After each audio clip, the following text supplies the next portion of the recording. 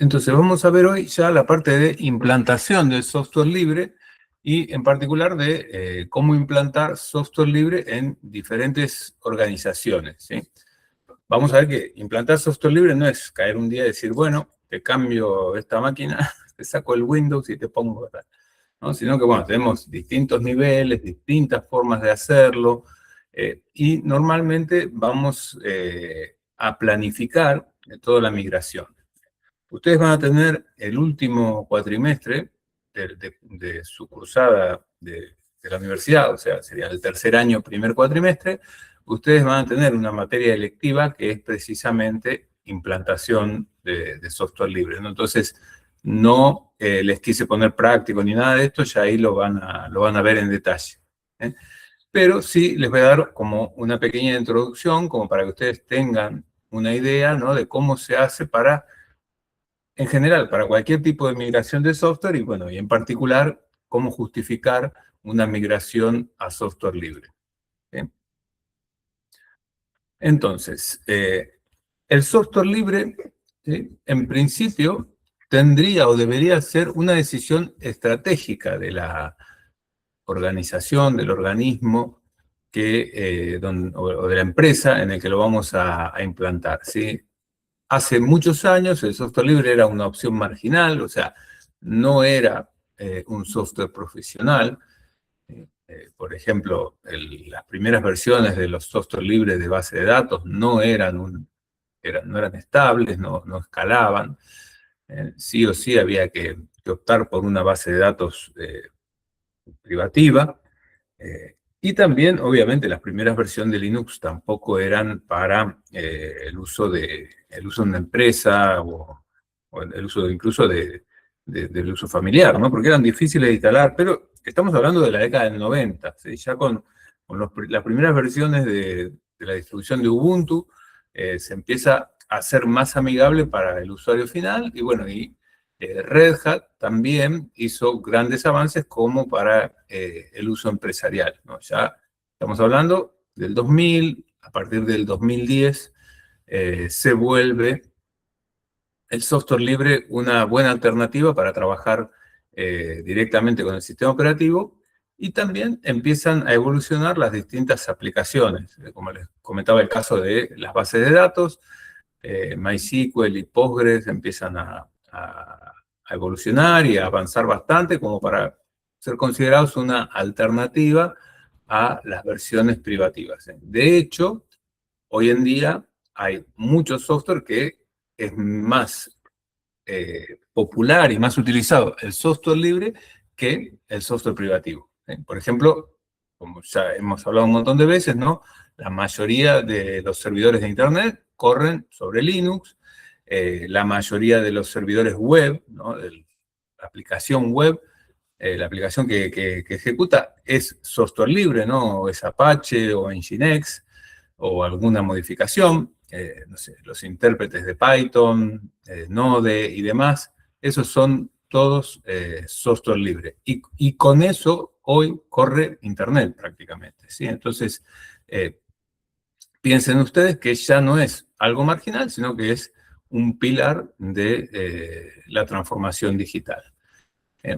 Y no se ha hecho esta transformación solamente por una cuestión técnica o por ahorrarse las licencias, ¿no? Es una cultura, es una cuestión de análisis de costos, y es una cuestión también de soberanía de los datos y de las aplicaciones, ¿no? Porque incluso ahora, ¿no?, ustedes saben que tienen un sistema operativo privativo y el fabricante de repente decide que no da más parches y que ustedes ya no pueden seguir usándolo si no cambian el hardware o cambian la licencia o compran alguna cosa más que ofrecen ellos, ¿no?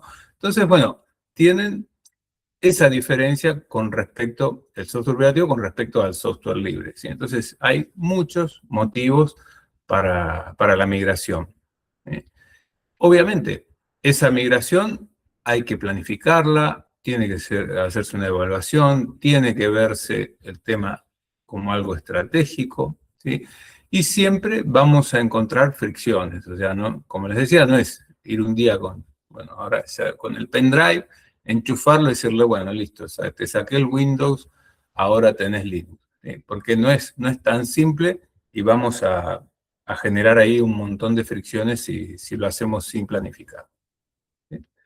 Entonces, vamos a ver el primer paso, que sería la justificación, o sea, ¿por qué migrar a software libre? ¿No? Y la justificación, como les decía, no es la misma dependiendo del sector, ¿sí? Porque el software libre tiene varias ventajas, pero esas ventajas o esos beneficios del software libre no aplican igual para diferentes tipos de usuarios o diferentes tipos de organismos o empresas, ¿no? Entonces, por sectores, si pensamos, por ejemplo, en el sector público, ¿eh? Bueno, en el sector público lo más importante es el tema de la soberanía tecnológica y la transparencia con respecto al ciudadano, ¿no? Como les decía, ¿sí? Al independizarnos nosotros del proveedor, o sea, no estar trabajando con una empresa, con software privativo, evitamos que ese proveedor nos tenga atrapados, ¿no? Digamos, si nosotros tenemos, por ejemplo, algo que pasa en nuestra provincia, lamentablemente, una base de datos privativa para gestionar toda nuestra administración, esos datos están ahí y sacarlos de ahí suele ser muy difícil. Parece una tontería, se pueden exportar esos datos, sí, no hay problema, pero después el formato no es compatible fácilmente con otras bases de datos. Y no estoy diciendo el formato de los datos en sí, sino que las aplicaciones y todo lo que se arma sobre esos datos y esas bases de datos, formularios, lógicas de negocio y demás, no se llevan tan fácil, ¿no? a otra aplicación. Incluso aunque sea otro software privativo, ¿no? Eso es algo que los proveedores de software hacen muy bien, ¿no? Tratar de que uno quede casado de alguna forma con la tecnología y que sea muy costoso salirse. Para el sector público también tiene que ser importante la transparencia, ¿no? O sea, que el código sea auditable, que se garantice que los datos de los ciudadanos no van por ahí, no se van a otro lado, ¿sí? Que todo se pueda revisar, que los datos estén en formato abierto. Abierto no quiere decir que estén disponibles a todo el mundo, pero que ante una auditoría sean accesibles. ¿Sí? Otro tema importante es la eficiencia presupuestaria, ¿no? En lugar de estar pagando licencias normalmente a empresas extranjeras, eh, lo que tenemos que hacer, porque el software libre no lleva licencias, pero no es gratuito, digamos, ¿no? Obviamente tenemos que conseguir soporte, tenemos que conseguir a alguien que lo instale, que lo mantenga. Entonces, en lugar de pagar esas licencias y ese soporte a una empresa extranjera, lo podemos hacer con una empresa local, ¿sí? O sea, podemos pagar soporte o capacitar a nuestro propio personal. Y por último, podemos reutilizar código abierto que se haya hecho, ya sea externamente o dentro de los propios organismos. Ese código abierto se puede compartir entre organismos y hacer un uso más eficiente del, del dinero público, digamos, ¿sí? Entonces, eso para el sector público, así en general, pero además en el sector público hay normas que nos hacen o que de alguna forma nos guían o nos obligan en algunos casos al uso de software libre. ¿Sí? Por ejemplo, hoy en día está bastante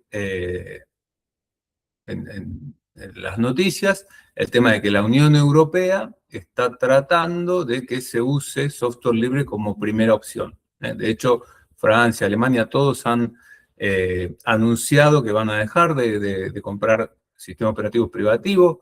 Eh, Creo que Alemania le dio 1.000.000 de euros a la fundación de KDE, que es el entorno de escritorio que estoy usando yo en esta máquina, por ejemplo, ¿no? Que usa Kubuntu.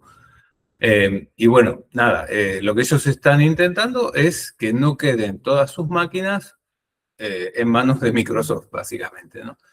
Primero que nada, por una cuestión de soberanía tecnológica. KDE, creo que la fundación está en Alemania. Eh, Nada, o sea, es preferible tener un desarrollo local antes que algo que venga de Estados Unidos que no sabemos hasta dónde nos lo van a dar, con qué capacidad y hasta dónde los datos que estamos dándoles se quedan de manera local y no se los lleva el proveedor, ¿no? Después, bueno, además de eso, en el sector público hay sistemas de software público, ¿no? Tanto en Argentina como Brasil, como los países de la región, tienen una colaboración interna de los organismos para compartir código. Muchas veces ese código no es abierto, lamentablemente, es abierto internamente a los organismos. Yo cuando trabajé en el Ministerio de Salud pasaba eso, ¿no? Todo el software de historia clínica y de gestión de hospitales venía de Nación, era un desarrollo propio, pero no era un desarrollo libre, digamos, ¿sí? Era desarrollo propio del Ministerio de Salud de Nación, que lo repartían al resto. Ahí yo tenía mis críticas, pero bueno, tampoco uno puede estar desde Río Negro diciendo al Ministerio de Salud de Nación lo que tiene que hacer. Porque la verdad que, ¿cuál es el problema de liberar ese código, ¿no? Pero bueno, qué sé yo. Como lo habían pagado, no lo querían dar a todo el mundo, ¿sí? Y bueno, y el último de los puntos, que es muy importante también para el sector público, es la interoperabilidad, ¿no? O sea, cuando usamos software libre, también usamos formatos abiertos, estándares y libres, ¿no? Entonces, al tener ese tipo de formatos, podemos garantizar que los ciudadanos y que los distintos organismos puedan acceder a esos datos siempre, ¿sí? Eso no quiere decir que todo el mundo vea los datos de todos los ciudadanos, ¿no? Sino que se puedan hacer públicos, obviamente, habrá que ofuscar datos privados y demás, si es necesario, pero lo bueno es que los datos están, digamos, y están en un formato abierto que se puede llevar de un lado a otro con las precauciones del caso. Y en particular para todo lo que es el sector público, en nuestra provincia, ¿sí? En Río Negro, hay una ley, que es la 4747, que en 2012 ya dijo que el software libre debería ser prioritario en todos los organismos y en todas las entidades del gobierno provincial, ¿sí? Del Estado provincial. La ley es de alcance obligatorio, ¿no? Se aplica a los tres poderes, ejecutivo, legislativo y judicial, también a los entes descentralizados, a las empresas públicas como Altec y Edersa, por ejemplo, todas esas deberían usar software libre, y escucharán decir deberían, ¿sí? Porque bueno, la ley está muy clara, los objetivos estaban muy claros, ¿no? Integridad, confidencialidad, interoperabilidad, auditabilidad, todo lo que estamos hablando, además de la soberanía tecnológica. La realidad es que, bueno, apenas se hizo la ley, se vio que era de muy difícil cumplimiento. No voy a hablar de política, pero está claro que sí, hace falta lo que yo les decía, ¿sí? No es vengo con un pendrive y te cambio el Windows por el Linux. No, hay que hacer una formación del personal, hay que formar también la mano de obra local para que pueda dar soporte.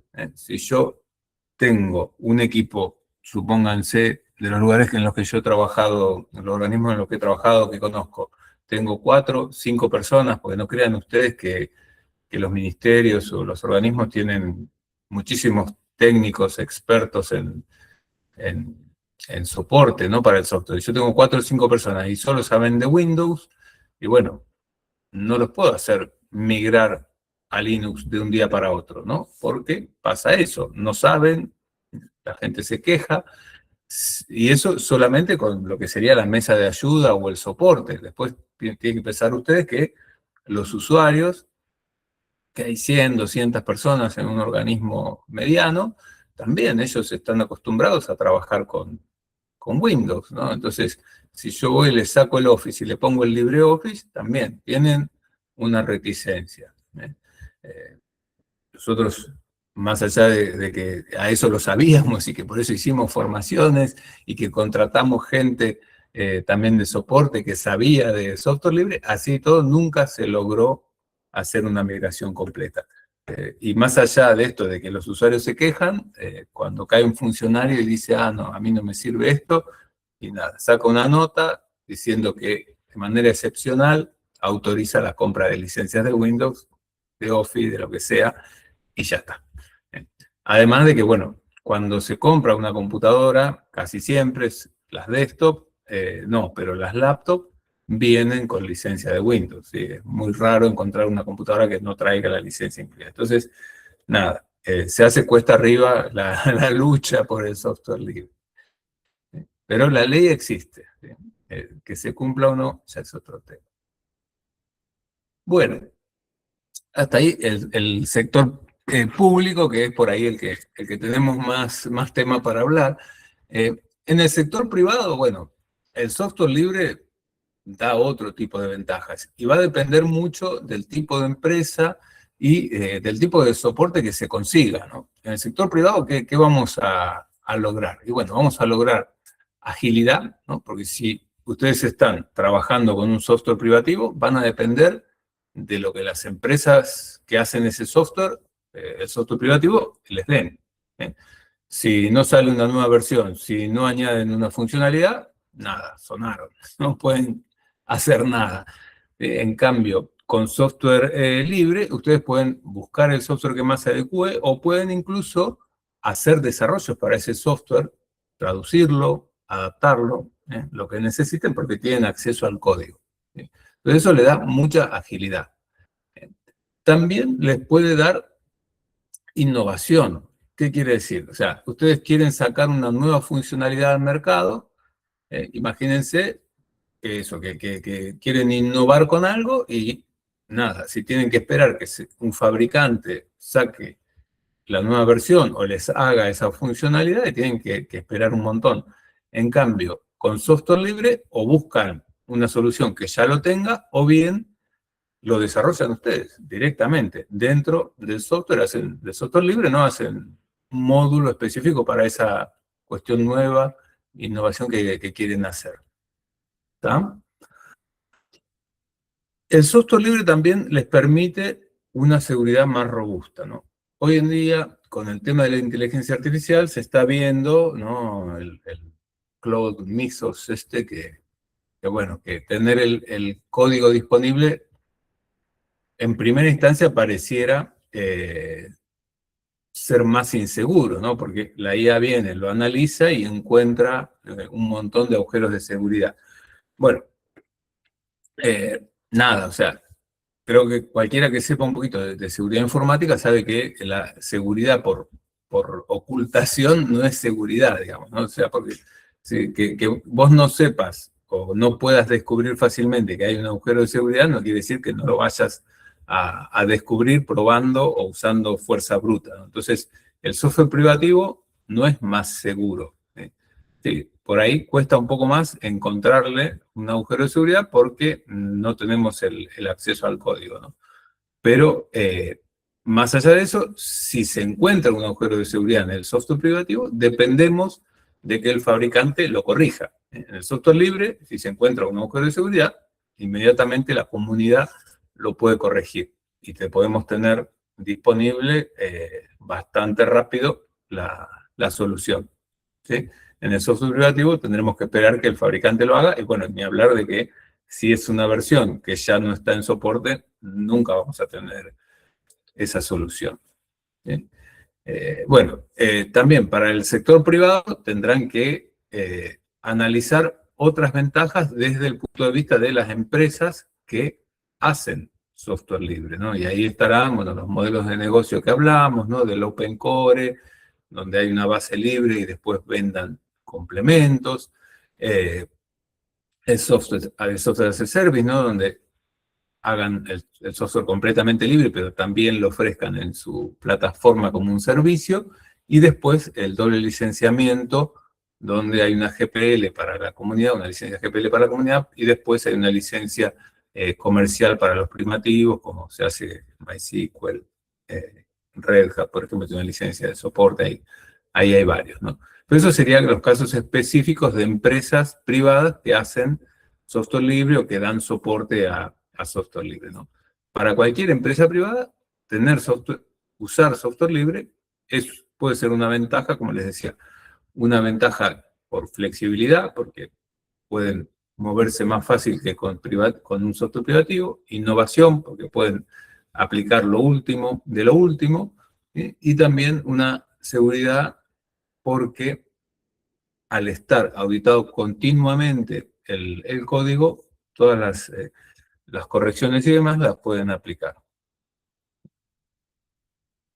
Y por último, ¿cómo justificamos el software libre en el sector educativo? Bueno, acá también nosotros en la universidad tenemos todo con software libre, también hay ordenanzas que indican que dentro de la universidad hay que usar software libre. ¿Y por qué? Bueno, en principio porque nos da autonomía desde el punto de vista pedagógico y nos permite también que los alumnos estén incluidos eh, o puedan acceder a la tecnología sin tener que pagar una licencia o tener que estar haciendo un gasto. ¿Sí? Entonces, la universidad, o bueno, el sector educativo en general, se beneficia de varias formas. Por un lado, como usuario, se beneficia porque tiene accesibilidad a las últimas herramientas, siempre novedosas y siempre accesibles, ¿no? Y por otro lado, porque al tener el código disponible, puede formar a los alumnos en todo lo que es programación, mantenimiento, etcétera, etcétera. ¿Sí? Ustedes imagínense, y yo lo he sufrido y hasta hace poco, que si ustedes enseñan a usar una herramienta privativa solamente, y bueno, dependen de que ese fabricante les dé licencias para enseñar. Yo estoy terminando una especialización en energía eólica y la dan con un software privativo. Una de las materias la dan con un software privativo que se llama Homer Pro. Bueno, la daban con ese software porque tenían licencias. Aparte tenían licencias para una versión antigua. La actual no tienen, ¿no? Entonces la dan con una versión antigua de eso. Yo digo, pero hay software libre similar, no igual. ¿Por qué no lo cambian y podrías tener la última versión? Bueno, hay una reticencia a trabajar con eso, ¿no? Porque ya lo conocían al otro, porque este no tiene los colorcitos iguales. Bueno, eh, la verdad que si hubiesen hecho el cambio al principio a software libre, hoy podrían estar en la última versión con todas las ventajas. Bueno, pero eso es otra de las ventajas que tiene el software libre, ¿no? Poder darle a los alumnos las últimas herramientas con todas las novedades posibles. Después, dentro del sector educativo también, piensen en la inclusión social, ¿no? Ustedes pueden tener en su casa las mismas herramientas que yo les estoy mostrando, sin necesidad de que paguen ningún tipo de licencia. Eh, bueno, todo el tema de autonomía, de adaptación, o sea, por ejemplo, nosotros usamos Moodle, el Moodle que ven ustedes en PEDCO, ¿no? Está adaptado a la universidad, a las prácticas que tenemos en la universidad, y después nosotros como docentes lo vamos adaptando a lo que necesitamos para dar las clases. ¿Sí? Bien, no mucho más. También, obviamente, todo lo que es para ciencia y para investigación, se usa mucho software libre, ¿no? Python, R, bueno, hay un montón de herramientas de software libre que se pueden utilizar para investigación. Bien, entonces, eso con respecto a justificar el uso del software libre. No quiere decir que siempre apliquen todas esas cosas. Y como les decía, el software libre tiene todos esos beneficios y para cada proyecto de migración habrá que decir, bueno, acá aplica este y este. A una empresa no le vayan a decir, como yo les contaba acá, ¿no? Que me permite el código abierto formar a los alumnos. A la empresa le da lo mismo, que sus empleados entiendan el código, ¿sí? Eh, Habrá que buscar cuáles de los beneficios del software libre aplica específicamente a cada proyecto para justificarlo. Entonces, vamos a los criterios de selección, ¿sí? Para elegir qué software libre utilizar. ¿Sí? Y ahí, bueno, tendremos que analizar los estándares que cumple el software y la comunidad si es o no amplia. Entonces, vamos a partir de la base de que no todo el software libre es lo mismo. ¿Sí? No voy a decir yo, bueno, a ver, necesito un editor de texto. Listo, ya está. A ver, busco cuál es, lo bajo, lo descargo y ya está. Bueno, no, o sea, tenemos que ver el proyecto, que es este trabajo 5 que les queda por hacer, ¿no? Analizarlo, ver si es seguro, ver si tenemos soporte y si nos sirve para la organización, la empresa en la que estemos trabajando o bueno, si es para nosotros también deberíamos hacer ese tipo de análisis, ¿sí? ¿Y qué tenemos que analizar? Bueno, tenemos que analizar la madurez del proyecto. La madurez del proyecto la vemos con la frecuencia de las actualizaciones, la velocidad que tienen dentro del proyecto para sacar parches, ¿no? Con lo que hablábamos ahora de la IA y las vulnerabilidades. Entonces tienen que ver eso, ¿no? Entonces, si van a GitHub, si les interesa algún proyecto, lo pueden analizar directamente, ¿sí? Entonces, ¿se acuerdan, no? Vamos a ver uno que es el ejemplo, ¿no? Uy, ¿dónde está Torvald Linux? Escribí mal. Veamos uno que tiene un montón de movimientos. ¿Por qué no sale? Si pongo Torvald no sale. No sé. Ven, tiene 1.446.000 commits y si ven acá, ves, ayer, 5 días, ¿no? Bueno, obviamente hay directorios que hace más tiempo que no se tocan, pero está actualizadísimo, ¿sí? Contribuyente, más de 5.000. ¿Sí? Ahora, no sé, cualquier otro proyecto, ¿no? Este que yo les decía para ver uno que no sea tan popular y tan...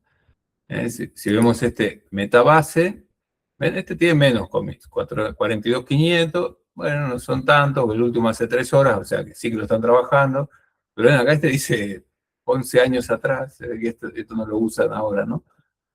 Pero, nada, este también es un proyecto vivo, tiene menos contribuyentes, unos 980, y bueno, el tema de la velocidad para los parches está acá en los issues, ¿no? Cuando alguien abre un issue, acá se ve, ¿no? Están haciendo un triage primero para ver la importancia, y lo van categorizando.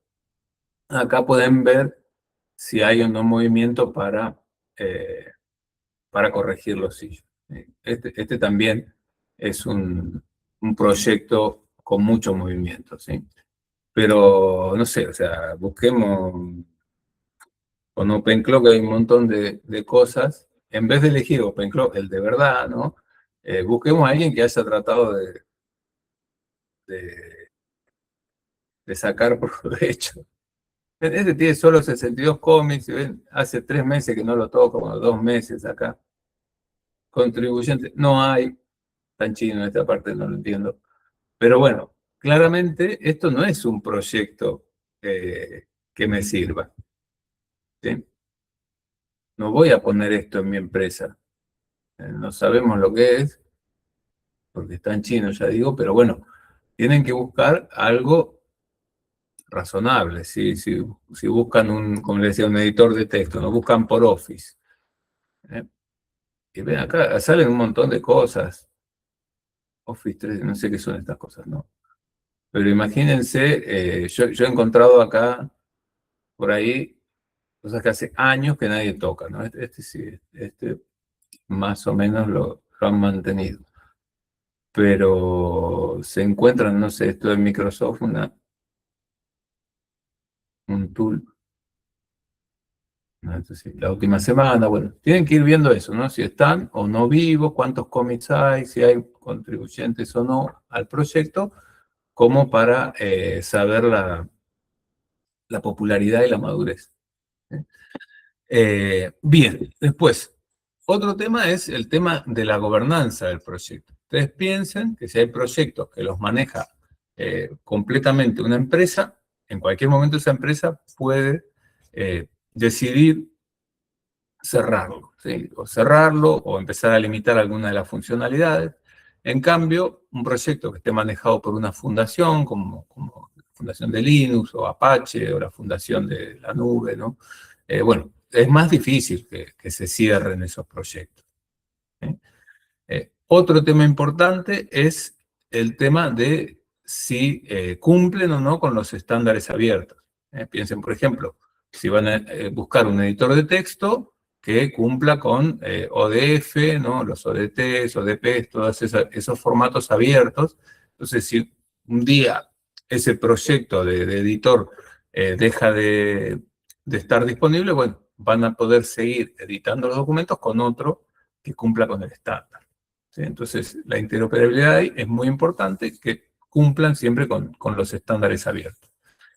Y por último, bueno, hay que analizar la calidad de la documentación, si está disponible el soporte, si podemos contratar soporte en el mercado, si podemos tener la documentación en castellano, que muchas veces es bastante difícil, aunque hoy en día, gracias a la IA, también se facilita mucho la traducción, pero por ahí vemos que podemos traducir manuales y demás, pero las capturas de pantalla no se traducen, ¿no? Entonces, bueno, siempre hay que analizar si vamos a poder disponer o no de la documentación, del soporte, de todo lo que vamos a necesitar. ¿Sí? Como les decía, por ejemplo, si ustedes dicen, instalo el Office, el Microsoft Office, la gente no necesita soporte, ¿no? Ya vienen de casa educados, ¿no? De casa, de la primaria y la secundaria, en todos lados les han mostrado el Microsoft Office. Entonces, ahí no te van a pedir que les des asistencia. Ahora, apenas le cambias a LibreOffice, aunque es el 90-95% igual, enseguida empiezan a pedir soporte porque no encuentran el botón de esto o no saben hacer aquello. Ni hablar si le cambian Excel por LibreOffice Calc, que sí, ahí las fórmulas y sobre todo las macros no son iguales, ¿no?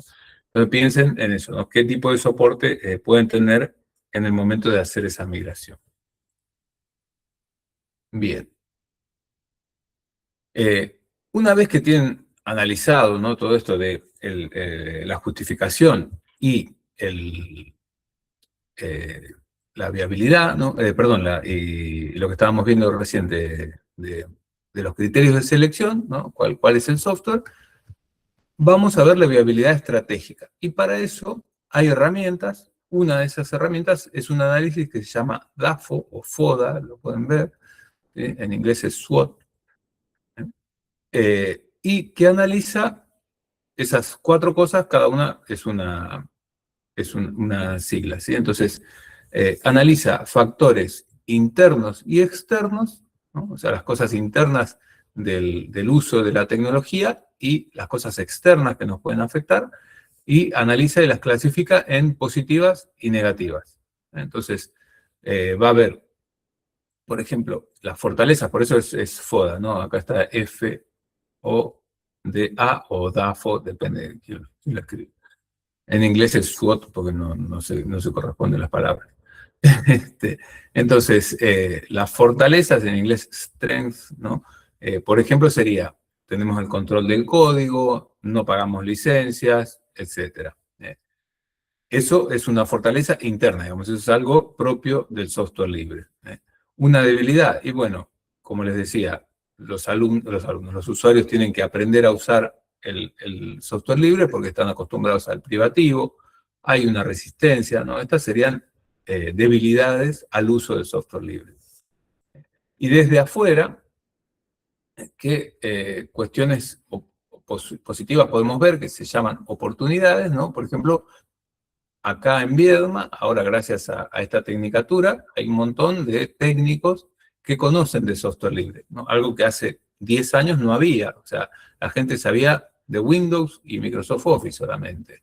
Los técnicos que nos encontrábamos eran así, ¿no? Entonces, gracias a la cantidad de chicos y chicas, ¿no?, que están terminando la tecnicatura, hay un montón de talento local, y además la ley 4747 que nos da una oportunidad. Y esto es algo externo al software libre, ¿no? Esto no es algo propio de la existencia del software libre.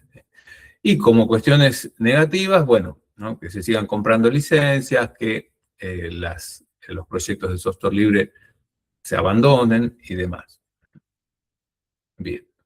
Entonces, para hacer un análisis DAFO detallado, ¿no?, con respecto al software libre, piensen en fortalezas como acceso al código fuente, la posibilidad de personalizar ese código, ¿sí?, la independencia de las licencias privativas, que a veces no es solamente comprar la licencia, pues esto es algo que yo ya en su momento les comenté, ¿no? Mucha gente piensa que compró la compu y viene con el Windows, pero Si ustedes leen bien, el Windows que viene suele ser el Home Edition, no deberían usarlo en una empresa.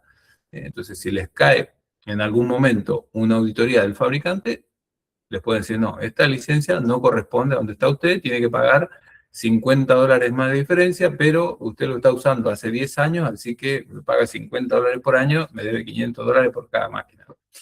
Este, puede ser así. Estoy exagerando un poco, pero pueden ser muy duros, ¿sí?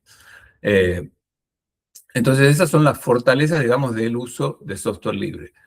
Como debilidades, piensen en, bueno, la gente normalmente está acostumbrada a usar el software privativo, ¿sí?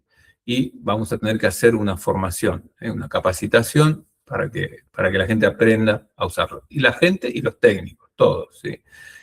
Otra debilidad que hay es que no hay una garantía legal en la versión comunitaria. O sea, normalmente el software libre, aparte en la licencia lo dice, no se entrega como está. Si hay errores, si pierden todo, ¿no? Entonces, ahí de alguna manera, el que se arriesga es el que recomienda el uso del software libre. En cambio, si yo le compro el software a una empresa como Oracle, Oracle me garantiza, ¿no?, que eso va a funcionar y que no voy a perder los datos. Entonces, ¿cuál es la cuestión de estos acuerdos o de estos soportes que venden las empresas privativas? Y que bueno, que si yo compré Oracle y perdí los datos, la culpa es de Oracle. En cambio, si yo instalé Postgre porque era gratis y perdí los datos, y la culpa es mía por no haber comprado Oracle, básicamente, ¿sí? Entonces, eso lo tienen que tener en cuenta, es una debilidad del software libre, ¿sí? Bueno, como oportunidades, recuerden que las oportunidades son algo externa. Bueno, por ejemplo, la colaboración interinstitucional. Podemos trabajar con otras empresas o con otros organismos para mejorar el software libre. Podemos integrarnos con distintos estándares de la industria, de lo que necesitemos. Esas son oportunidades de integración y de desarrollo externo al software libre. Las amenazas de que nos pueden venir desde afuera, bueno, lo que les decía, ¿no? Si el software libre está desarrollado solo por una empresa, es posible que la empresa decida cerrar partes de ese software, ¿sí? Y eso ha pasado con Redis, con Elastic, bueno, Red Hat en su momento también se fue cerrando cada vez más. Y otra amenaza externa son, nada, ¿no? Que el software propietario va a estar continuamente haciendo lobby para no perder mercado, ¿no? Entonces va a venir con ofertas, va a venir con distintas ofertas, ofrecimientos o presiones para que se siga utilizando. Pero bien, o sea, una vez que tenemos esta matriz con fortalezas, oportunidades, debilidades y amenazas, no solamente nos quedamos ahí, ¿sí? Recuerdo, esto lo tenemos que hacer para nuestro caso, ¿sí? Yo les puse ahí varias, pero ustedes dirán, bueno, a ver, usar LibreOffice en el Ministerio de Salud. A ver, a mí, ¿para qué me importa el código? No tengo ninguna ventaja teniendo el código LibreOffice. Sí, es una fortaleza el ahorro de licencia, ¿sí? Como negativo, curva de aprendizaje, sí. Esas dos ya les digo que se les va a ocurrir, se les va a pasar, digo, ¿no? Oportunidades, talento local, fomento estatal, bueno, estos sí son oportunidades, no hay una ley, estas aplican también, y el licensing, en el caso de LibreOffice, no es una amenaza real, el abandono del proyecto tampoco es una amenaza, y acá tendríamos que pensar si hay algún tipo de amenaza, pero en principio no deberíamos tener esas amenazas externas en el uso de LibreOffice en el Ministerio de Salud. Entonces, una vez que tengo identificado eso, no me quedo ahí, ¿sí? Sino que empiezo a ver planes de acción basado en esa matriz, ¿sí? Entonces, una vez que los liste, los voy cruzando y diseño estrategias de acción, ¿sí? Que es una matriz que se llama CAME, que también son las siglas, ahora no me acuerdo exactamente, ¿sí? No me acuerdo. pero se llama así, se llama CAME, son las siglas en castellano. Entonces, acá veo, por ejemplo, una estrategia ofensiva.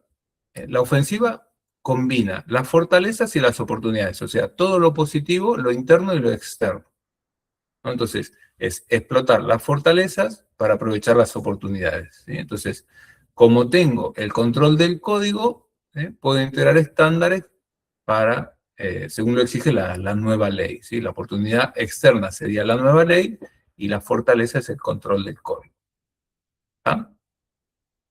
Entonces, no aplica para el caso del LibreOffice, ¿no? Pero sí podría aplicar para algún caso en el que yo quiera, no sé, por ejemplo, ahora el Ministerio de Modernización, que está haciendo el Ether, que es esta plataforma también basada en software libre para interconectar todos los datos de los organismos, ¿sí?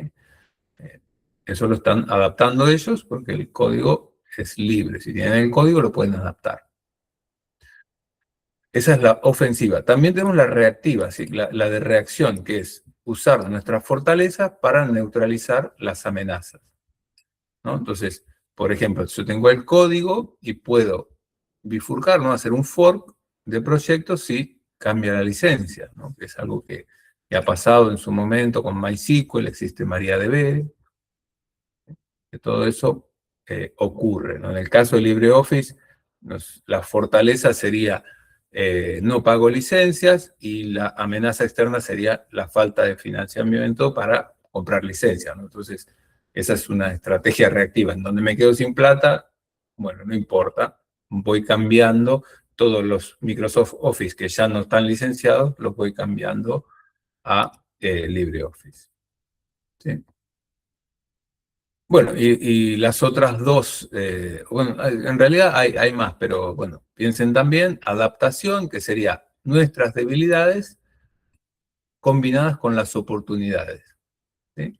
Entonces, por ejemplo, ¿no? Si no hay capacitación interna, ¿sí?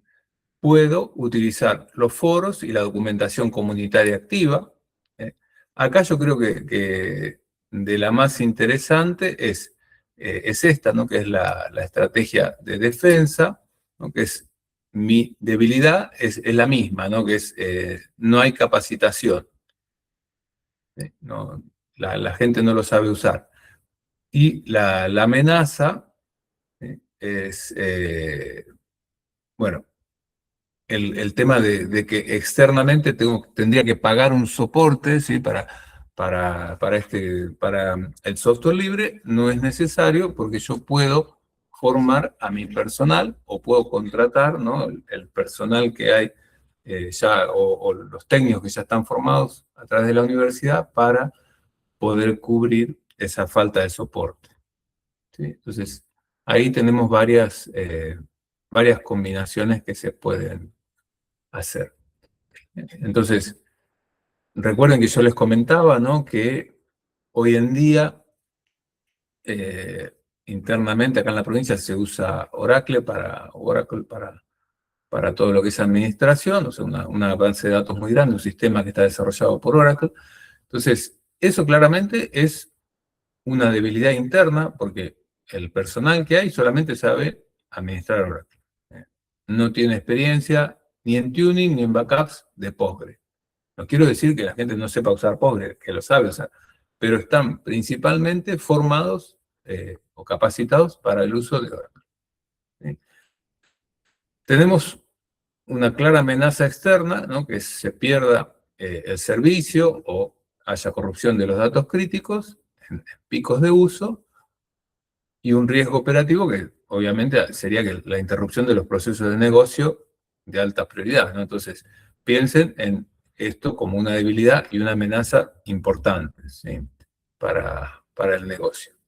Entonces, ¿cómo haríamos dentro de la matriz esta con defensa y adaptación de la amenaza? Una acción directa, bueno, sería contratar un soporte externo con un partner que nos pueda dar soporte sobre Postgre. Solo para la puesta en marcha y para los incidentes críticos, ¿no? Incidentes críticos quiere decir, yo voy a tener mi personal para el primer nivel, Y después, en el caso de que haya algo que no puedo resolver, bueno, esta empresa se haría cargo, digamos, de solucionarlo. ¿Sí? Entonces, asigno un presupuesto que va a ser mucho menos que lo que pago de licencias de Oracle en este momento para hacer esta certificación oficial en Postgres, y después ya me ahorro todo lo que es licencias y sobre todo el tema de la recurrencia de las licencias, ¿no? O sea, en Postgres no tengo que pagar licencia todos los meses, y una vez que tenga el personal formado en Postgres ya no necesito recaer tanto en el soporte del proveedor externo. ¿Bien?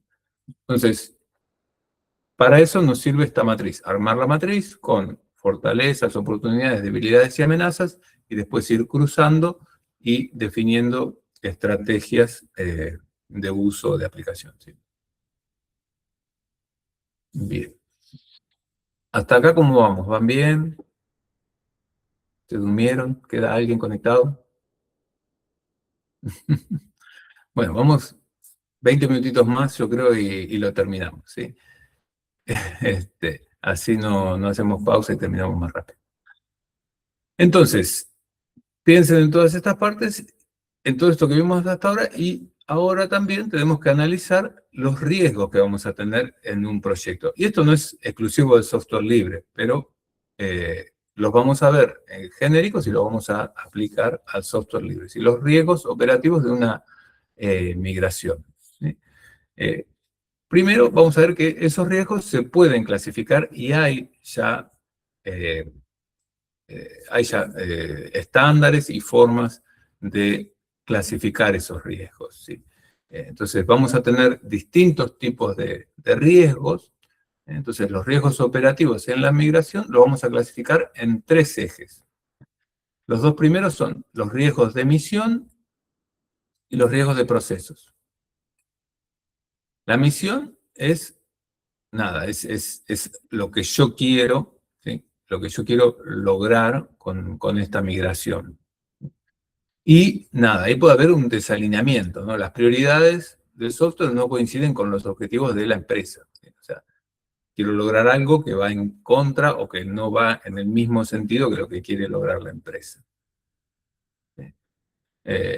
Entonces, ahí claramente vamos a tener un riesgo, ¿sí? Y vamos a tener que adaptarnos. ¿Sí? Después, hay riesgos de procesos. La misión es como lo que queremos lograr, ¿no? Y los procesos es el día a día, ¿no? Es lo que está pasando en cada momento. ¿Sí? Si ustedes piensen que por ahí no tengo riesgos en la misión, porque mi misión es tener estándares abiertos y dejar de pagar licencias y qué sé yo, perfecto. Ahora, en el proceso de esa migración me puedo encontrar con que pasan otras cosas, como por ejemplo la pérdida de productividad. Yo les decía, yo les saco el Office y les pongo el LibreOffice, y bueno, el que no está acostumbrado empieza a decir que no puedo, que esto, que lo otro, que no imprime, que no me sale la hoja como yo quería. Entonces ahí vamos a tener un riesgo operativo. ¿Sí? Y también podemos tener pérdida o corrupción de la información, porque si antes teníamos todo en .doc o docx es ahora, ¿no? Que al pasar al software libre, por ahí no sea exactamente igual. Como les decía, por ejemplo, en el caso del Excel, las macros no funcionan igual. Bueno, hay un montón de cuestiones que pueden ir surgiendo en la medida que se hace la migración, ¿no? Esto sería entonces en la misión a largo plazo o al final de todo, y esto es durante el procedimiento. Y por último tenemos otro eje que es el riesgo de restricciones. Las restricciones tienen que ver con cosas externas al propio software, digamos. ¿Sí? Por ejemplo, que no haya hardware adecuado. Imagínense si quieren ustedes dejar de usar inteligencia artificial en la nube y lo quieren hacer local, y bueno, van a tener que comprar GPUs, bueno, van a tener que hacer una inversión. Si quieren dejar de usar almacenamiento en la nube y quieren hacer local, tienen que hacer una inversión. Si estaban usando Windows XP, probablemente esa máquina ya no sirve para nada. XP es un extremo, pero cosas de Windows 7 con un Office viejo, y bueno, obviamente, si quieren pasar a la última versión de Linux, no les va a servir esa máquina, ¿sí? Puede haber restricciones de presupuesto, ¿sí?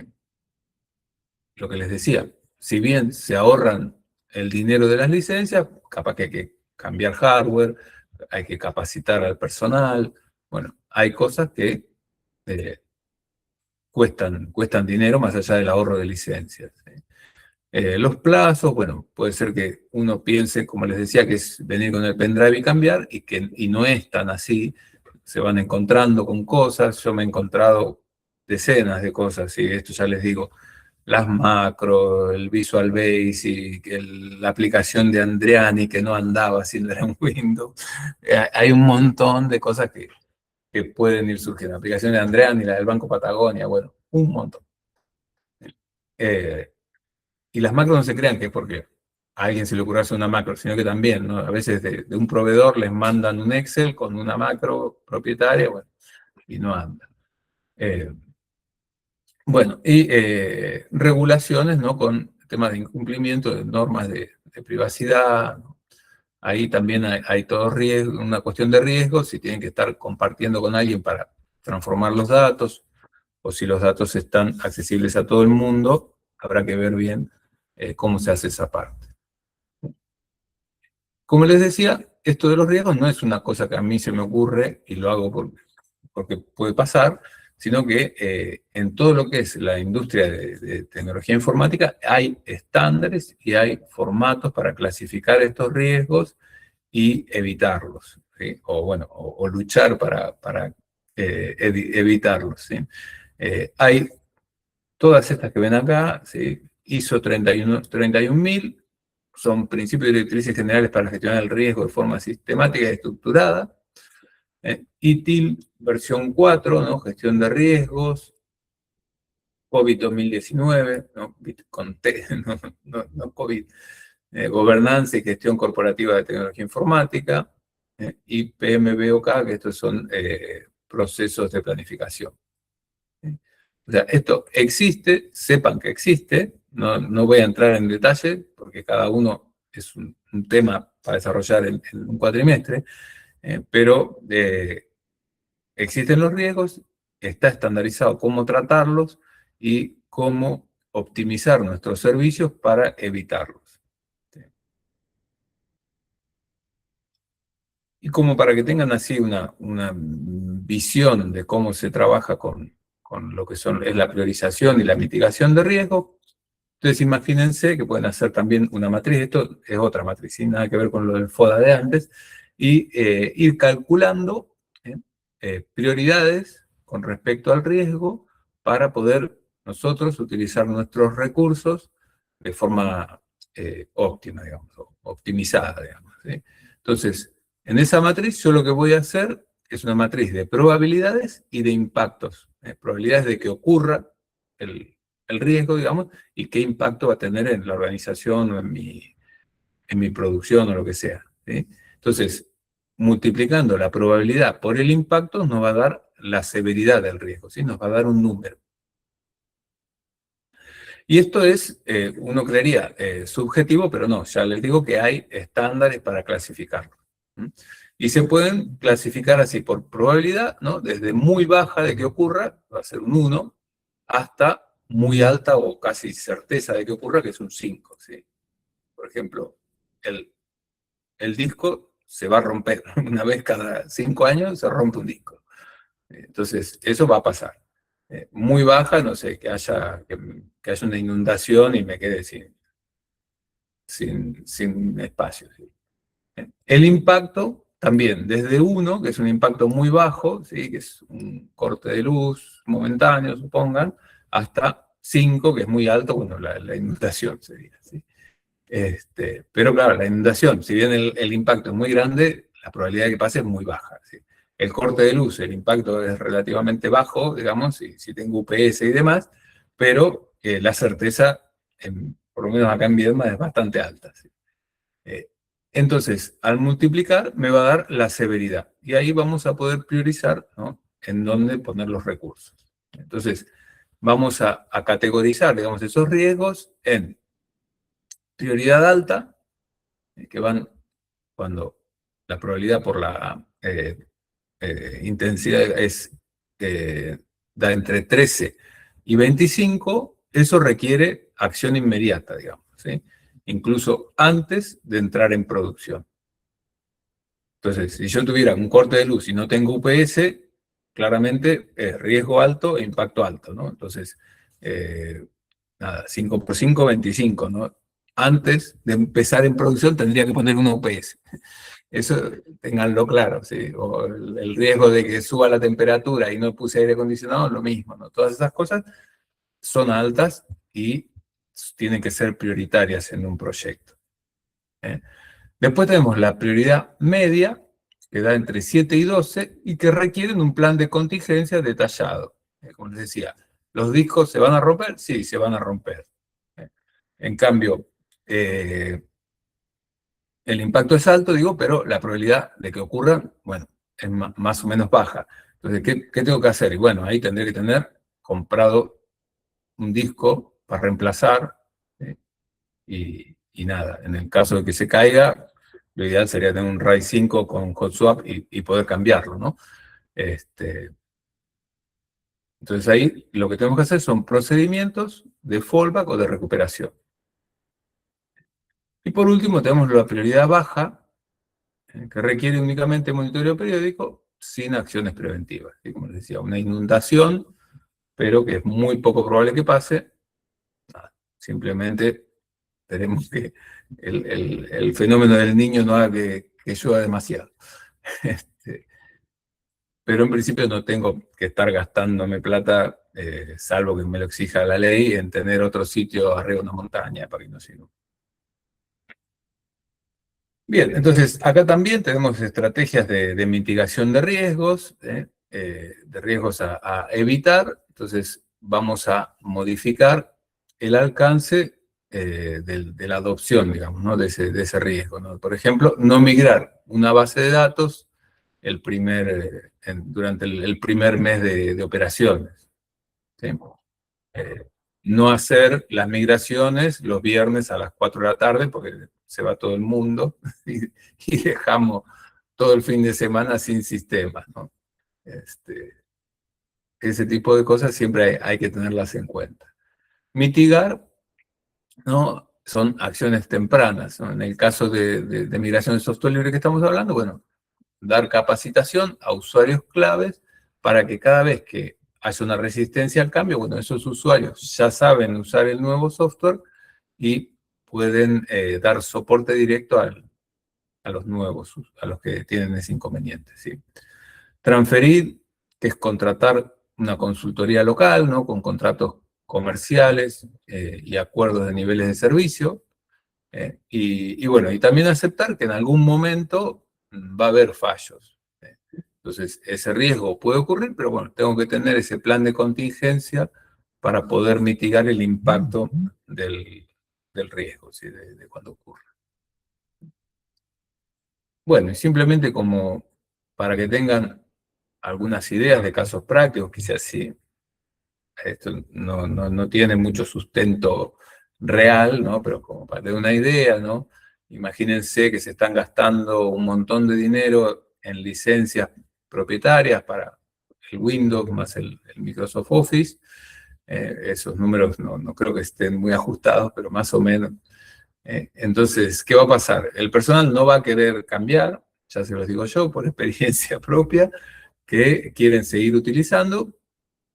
Pero bueno, se puede planificar, se puede hacer un taller de capacitación que sea obligatorio, no para todo el personal, ¿no? Pero se puede mandar, como les decía, a un grupo que después se encargue de dar soporte al resto. Normalmente en cada sector se elige una persona que es la que más se maneja con la tecnología, se le da la formación, la capacitación, y después esa persona puede volver y trabajar con el resto, ¿sí? Como les decía, por ejemplo, también en el caso de que se trabajen con macros y demás, también eso hay que trabajarlo de antes, ¿sí? Ver que de adaptarlas al nuevo software, ¿no? Entonces, ahí se puede lograr una transición, no instantánea, pero se puede ir haciendo de manera paulatina y la inversión en esta capacitación se recupera muy rápido. porque se dejan de pagar las licencias del soporte hacia afuera. Tenemos otra realidad que es que normalmente, no lo puse ahí, esto va a quedar grabado y subido a YouTube, pero bueno, normalmente usan licencias piratas de todo esto, entonces no tienen ese costo de varios miles de dólares como les ponía, ¿no? Bueno, cambiando a otro caso, este sí está un poco más basado en algo real. Es una empresa de logística que trabajaba usando planillas de Excel nada más, implementa un ERP de manera local, ¿sí? Un ERP es un software de gestión de la producción, Enterprise Resource, no me acuerdo, pero es un software de gestión de la empresa, ¿sí? Entonces, cuando ustedes trabajan así, con varias planillas de Excel y compartidas y demás, bueno, hay una desorganización tremenda, se pierden cosas, bueno. eh, la idea cuál es, que cuando hay un ERP, todo se vuelca ahí, es un solo sistema con una interfaz web y se puede hacer un mejor seguimiento de la empresa y del estado en cada momento de la empresa, ¿sí? Entonces, ¿qué pasa? Cuando están así con una desorganización de inventario y de facturación, bueno, hay un problema, ¿no? Normalmente la FIP o ARCA, que se llama ahora, ¿no? Les va a estar pidiendo cosas y no van a saber dónde están ni cómo entregarlas. Y existen partners locales que pueden hacer la implementación de estos ERPs de software libre y configurar como para que toda la parte contable y toda la parte logística se pueda manejar dentro de ese sistema. ¿Sí? Entonces, ahí la flota, tranquilamente trabajando con algo así, que aparte tiene soporte para aplicación móvil y demás, puede organizarse de manera bastante rápida. ¿Sí? Y bueno, y en las universidades, este caso es el caso nuestro, no había plataformas virtuales porque no había, y se empezó a utilizar Moodle para todos los alumnos. Ustedes imagínense una universidad nacional grande, mediana grande como la nuestra, la mayoría de las que hay por acá, tienen varios miles de alumnos y, bueno, al utilizar Moodle, que es un software que está continuamente actualizado y que es muy, muy maduro, nada, se puede toda la universidad beneficiar de los desarrollos que hace la comunidad de Moodle. Y se logra así, bueno, una autonomía, se puede optimizar partes de Moodle con plugins locales y podemos tratar de tener siempre la plataforma en las mejores condiciones para cuando hay mucha demanda de uso. Bueno, nada, después como para dar cierre ya, eh, les dejo ahí un par de preguntas. No sé si ustedes quieren hacerme alguna pregunta, quieren hacer algún comentario.